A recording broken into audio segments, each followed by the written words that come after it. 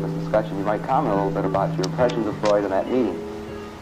You want to hear about my one encounter? Siapa itu Gordon Allport dan perjalanannya di bidang keilmuan psikologi kepribadian. Gordon Willard Allport lahir pada 11 November 1897 di Montezuma, Indiana, Amerika Serikat. Dia adalah anak bungsu dari 4 bersaudara. Ibunya, Nellie Weiss Allport, adalah seorang guru dan ayahnya, John E. Allport, adalah seorang pengusaha yang kemudian memutuskan untuk menjadi seorang dokter.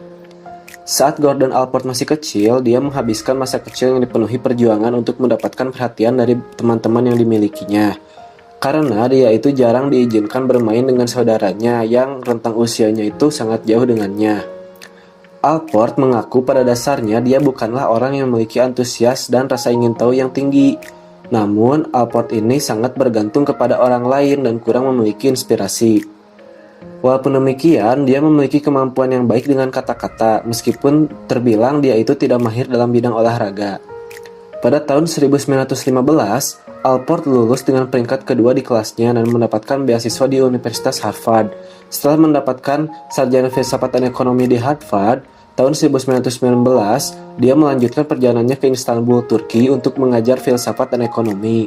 Setelah 1 tahun mengajar, ia kembali ke Harvard untuk menyelesaikan studinya. Allport meraih gelar PhD Psikologi pada tahun 1922, dilanjutkan pada tahun 1922 sampai 1924. Ia melanjutkan sekolahnya di luar negeri, yaitu di Jerman, tepatnya di Berlin, yang kemudian ia juga mendapatkan perhatian dari dunia internasional. Dia terkenal dengan juru tafsir psikologi Jerman di AS, atau Amerika Serikat. Dia juga begitu banyak mendapat penghargaan, salah satunya adalah sebagai Presiden Asosiasi Psikologi Amerika, dan juga presiden dari The Society of Psychological Study of Social Issues. Dia juga sebagai editor jurnal dari psikologi abnormal dan sosial. Dia juga memiliki banyak sekali jasa dalam penulisan ilmu psikologi. Yang pertama adalah studi pengukuran ekspresif, lalu ada psikologi radio, kepribadian interpretasi psikologis, penggunaan dokumen pribadi dalam ilmu psikologi, psikologi rumor, individu dan agamanya, sifat alami prasangka, sifat alami kepribadian yang dipilih, dan dasar-dasar pertimbangan dari psikologi kepribadian. Nah, secara umum, teori Allport itu menganggap manusia itu sebagai makhluk yang positif. Teori Allport itu telah membantu manusia untuk melihat diri sendiri sebagai makhluk yang baik dan penuh harapan. Hal tersebut terlihat dari teorinya, yaitu gambaran kodrat manusia adalah positif, penuh harapan, dan menyanjung-nyanjung. Memandang satu pribadi positif dan apa adanya merupakan salah satu definisi pribadi yang sehat. Inilah kelebihan dari kekuasaan teori yang diberikan oleh Allport. Lebih jauh lagi, Gordon Allport percaya dan menekankan bahwa manusia itu adalah makhluk sadar dan rasional, berbuat berdasarkan apa yang diharapkannya dapat tercapai, bukan berdasar kepada keinginan primitif atau pengalaman traumatik yang terjadi di masa lalu. Motivasi merupakan hal yang paling mutlak dan harus dimiliki oleh seseorang dalam melaksanakan suatu aktivitas sehari-hari. Tanpa adanya motivasi, pekerjaan seseorang akan sulit mencapai kesuksesan. Maka dari itu, Allport percaya bahwa dengan hal ini sangat penting karena kepribadian yang sehat itu tidak dibimbing oleh kekuatan-kekuatan tidak sadar dan pengalaman-pengalaman traumatik masa lalu dan anak-anak, melainkan individu itu mempunyai motivasi yang mampu berpikir secara realistis sehingga tujuan hidup dan jangka panjangnya bisa terwujud. Definisi kepribadian menurut Gordon Allport.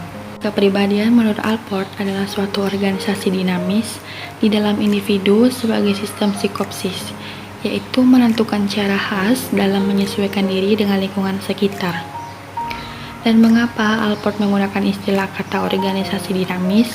Hal ini dikarenakan bahwa realitas kepribadian selalu berkembang dan berubah dari waktu ke waktu, meski pada dasarnya ada komponen penting yang mengikat dan menghubungkan dari berbagai komponen dalam kepribadian itu sendiri. Kepribadian bukanlah suatu mental yang sifatnya eksklusif semata, melainkan semua komponen yang menyusun kepribadian adalah satu kesatuan yang utuh, melingkupi tubuh dan jiwa seseorang. Dan dalam pernyataan ini, Allport menggunakan istilah psikopsikal. Dalam penggunaan istilah khas, Allport mengatakan bahwa setiap individu bertingkah laku dalam caranya sendiri. Sebab individu memiliki kepribadiannya sendiri. Karena dua individu tidak akan mungkin memiliki kepribadian yang sama dan karenanya tidak akan ada dua orang pun yang bertingkah laku sama. Allport tidak setuju dengan teori psikoanalisis. Allport meyakini bahwa manusia adalah makhluk rasional yang digerakkan kesadaran, yang berdasar pada masa kini, masa depan, dan bukan masa lalu. Allport meyakini bahwa tingkah laku seseorang adalah sesuatu yang terus-menerus bergerak, sehingga konsep utama teorinya adalah motivasi yang membuat orang terus bergerak.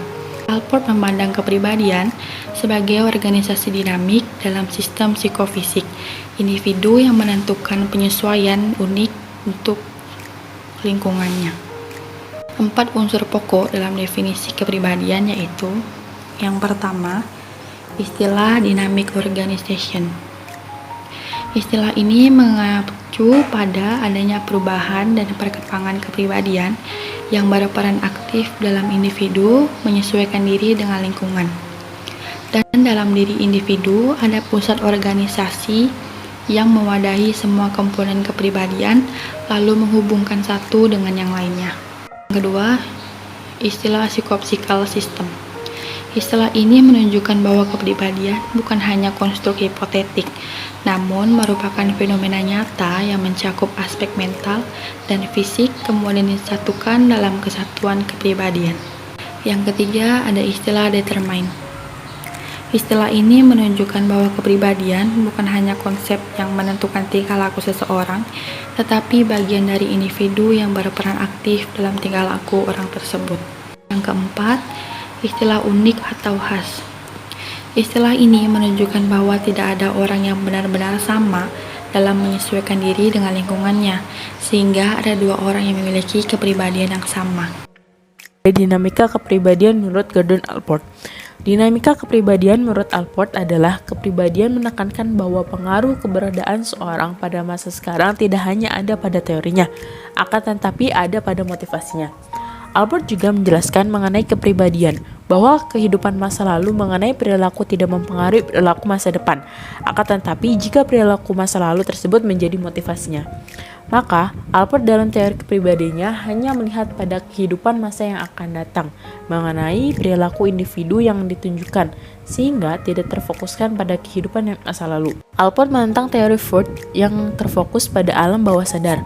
Menurut Allport, proses kognitif seorang memiliki peran penting yang mana suatu rencana dan tujuan seorang dibuat secara sadar. Allport juga menjelaskan mengenai kepribadian menurutnya dalam sebuah konsep fungsional autonomi, di mana konsep ini dibagi menjadi 5 bagian, yaitu sebagai berikut. Yang pertama ada perspektif fungsional autonomi, perilaku yang berkaitan dengan kebiasaan atau dilakukan secara rutin yang berulang. Yang kedua ada appropriate functional autonomy, yaitu perilaku ini lebih tinggi dibandingkan yang pertama dikarenakan individu memiliki peran penting mengenai pemahaman motivasi dewasa. Yang ketiga ada organizing the energy level, menjelaskan bagaimana kita memperoleh motif baru. Yang keempat ada mastery and competence, mengacu pada level yang mana akan kita pilih untuk memutuskan motif. Yang kelima, appropriate patterning, menjelaskan perjuangan atau usaha terhadap konsistensi dan integrasi kepribadian. Struktur kepribadian menurut Allport. Traits adalah kunci dalam mendefinisikan struktur kepribadian menurut Allport. Allport berpendapat bahwa pengertian kebiasaan, trait, sikap, diri atau self, dan kepribadian itu masing-masing bermanfaat dan berbeda satu sama lain. Allport menekankan pada trait, di mana ia menyatakan bahwa intensi itu berbeda dari attitude. Traits menurut teori Allport adalah sistem mental atau neuropsikis yang digeneralisasikan dan mampu mengarahkan stimulus yang akan menghasilkan perilaku yang adaptif atau ekspresif. Perbedaan trait dengan habit, attitude, dan type. Kebiasaan atau habit. Sifat dan kebiasaan adalah tendens determinasi. Akan tetapi, sifat lebih umum baik dalam situasi yang disamainya maupun dalam respon yang terdapat di dalamnya. Sikap atau attitude.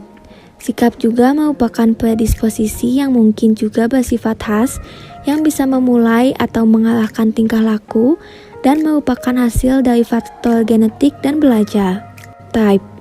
Tipe adalah konstruksi ide oleh seorang pengamat dan individu dapat disesuaikan ke dalam tipe-tipe itu dengan konsekuensi diabaikannya sifat-sifat individual. Motivasi. Ada dua ciri teori motivasi dari Allport, yaitu yang pertama ada menolak masa lalu sebagai elemen penting dari motivasi, yang kedua ada pentingnya proses kognitif seperti tujuan dan perencanaan sebagai dasar motivasi. Dua teori ini menunjukkan keyakinan Allport bahwa manusia adalah makhluk sadar dan rasional yang bertingkah laku berdasar apa yang diharapkan dapat dicapai, bukan karena keinginan primitif atau pengalaman traumatik masa lalu. Kepribadian yang sehat dan matang menurut Allport. Sampai di sini kita menjadi paham bahwa teori kepribadian yang Allport kemukakan itu menggunakan sudut pandang positif, yaitu bahwa kepribadian merupakan akumulasi trait yang mengarahkan tingkah laku sesuai dengan prinsip otonomi fungsional. Penekanan Allport bukanlah pada pribadi yang teoritis, akan tetapi pada pribadi yang normal, sehat dan matang. Ada 7 kriteria dari pribadi yang matang, yaitu sebagai berikut.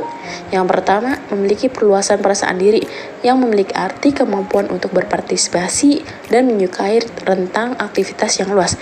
Namun, aktivitas itu harus merupakan aktivitas yang relevan dan penting bagi diri kita sendiri. Yang kedua, memiliki hubungan hangat dengan orang lain, yang artinya kemampuan untuk membina hubungan yang intim dengan keluarga, teman, dan anak. Yang ketiga, memiliki rasa aman secara emosional, artinya kemampuan menerima emosi diri sendiri dengan rasa aman tanpa tertekan. Misalnya, tidak menyembunyikan rasa marah, namun mengendalikannya dengan tepat, tidak menyerah pada kekecewaan, dan sebagainya. Yang keempat, memiliki persepsi realistis, artinya kemampuan memandang dunia secara objektif atau apa adanya. Yang kelima, memiliki keterampilan yang dapat digunakan untuk menyelesaikan pekerjaan, tugas, atau masalah. Orang yang sehat secara psikis dapat melakukan pekerjaan dengan dedikasi, komitmen, dan keterampilan yang dimilikinya. Yang keenam, memiliki pemahaman diri, artinya kemampuan untuk melihat persamaan dan perbedaan antara gambaran diri ideal dengan kondisi diri yang sesungguhnya, mampu melihat kelebihan dan kelemahan diri sendiri. Yang terakhir, memiliki filsafat hidup yang mempersatukan. Artinya, kemampuan mengarah dirinya ke masa depan dengan tujuan yang telah ditetapkan. Kemampuan tersebut tentunya dibarengi dengan nilai-nilai yang melekat kuat dalam pribadi seorang.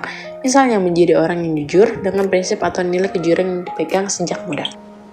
And he was very courteous. In his own hand, he wrote me a note, invited me to his office at a certain time.